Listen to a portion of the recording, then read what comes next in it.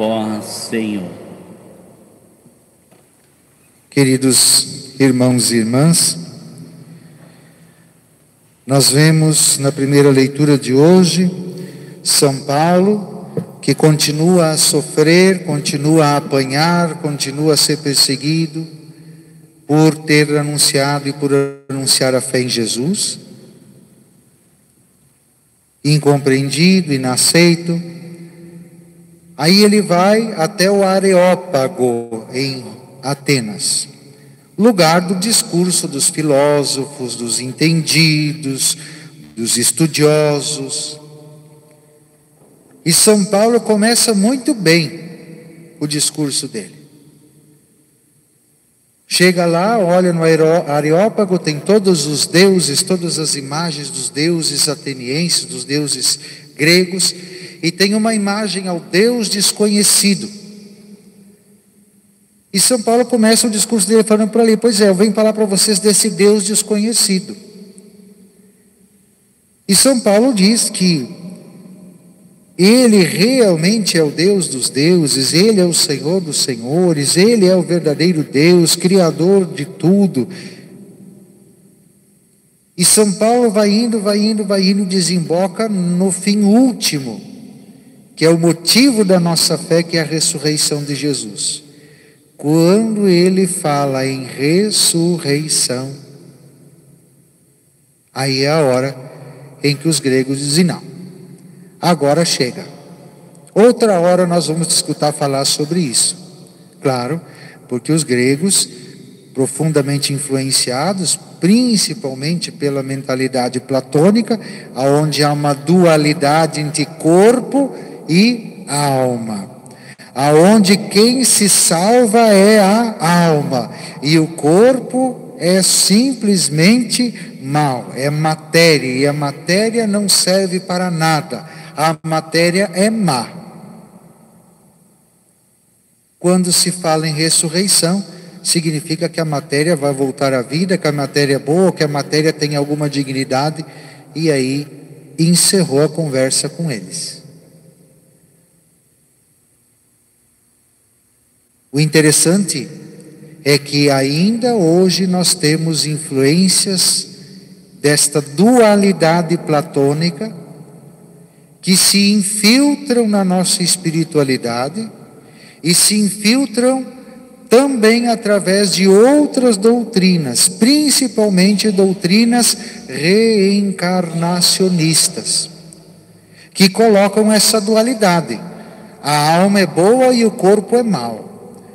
O corpo é a prisão da alma. Não existe a ressurreição, existe a reencarnação. E justamente a reencarnação é o castigo pela alma por ter se apegado com a matéria, com o corpo. Se tivesse se desapegado, estaria então no céu livre dos pecados. Isto não é doutrina cristã católica. E não é doutrina cristã de qualquer uma.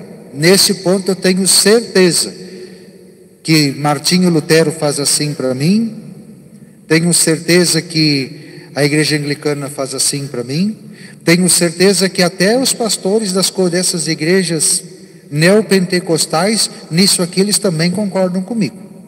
A não ser que desviaram também daquilo que é a essência da nossa fé. Para nós o corpo é sagrado, o corpo é templo do Espírito Santo. Nós esperamos sim a ressurreição, que o próprio São Paulo vai dizer que é escândalo para os judeus e que é uma loucura para os gregos. Para nós acreditamos e temos fé, e a nossa fé está fundamentada na ressurreição de Jesus. E nós esperamos e temos certeza pela ressurreição de Jesus que nós também vamos ressuscitar. E a ressurreição não é a da alma, porque a alma subsiste. Mesmo separada, mesmo longe do corpo pela morte, a alma subsiste, permanece e vai para junto de Deus ou não? Aí entraria na questão do juízo, mas não é isso que a gente quer conversar hoje. Mas a alma subsiste junto de Deus, aguardando o dia da ressurreição, quando com o corpo ressuscitado, transformado, glorificado como o de Cristo, for reunido a alma por ocasião da vinda gloriosa de Jesus, então seremos plenos na eternidade daquela vida a qual Deus nos chamou desde o princípio e da qual nós nos afastamos pelo pecado como humanidade. Então vejam, queridos e queridas, muito cuidado, porque às vezes até na nossa maneira de falar como cristãos, nós podemos dar a entender às vezes de que o corpo não é bom, de que a matéria é má, de que tudo aquilo que foi criado não presta e que só o que é espiritual vale. Não, nós somos chamados a tornar santo, não só a nossa alma, mas também o nosso corpo. Quando se fazia as antigas missões populares, quem é dos mais vividos deve lembrar, as santas missões populares, e se colocava a cruz na frente da igreja, o que estava escrito? Salva a tua alma. Por que a gente não coloca mais isso? Porque esse salva a tua alma não estava dizendo para salvar a alma espiritual. É como se eu dissesse assim, digamos que hoje eu fosse celebrar e não viesse ninguém. Eu ia dizer, eu celebrei sozinho, não tinha nenhuma alma lá comigo. Estou falando só de almas? Ou hoje eu poderia dizer, nós estamos aqui com mais de 30 almas celebrando a missa presencialmente aqui. Por acaso está só a alma de vocês aqui ou está o corpo também?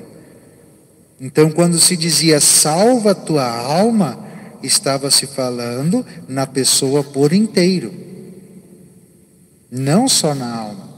Para evitar a confusão, tiramos, não se usa mais essa expressão, dizemos salva-te por inteiro, corpo e alma. O ser humano é esta unidade.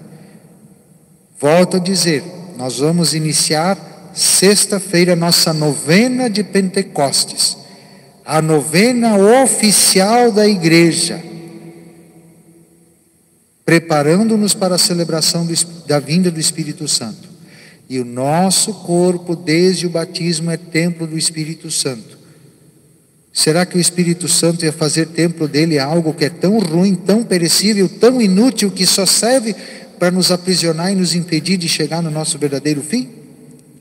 Ou será que o Espírito Santo fez templo no nosso corpo justamente para que dentro desse templo que é o nosso corpo a gente se encontre com o Deus e ali redescubra o sentido verdadeiro da nossa vida e busque a plenitude daquilo que nós somos, a vida eterna para a qual Deus nos chamou, com o corpo e com a alma. Louvado seja nosso Senhor Jesus Cristo,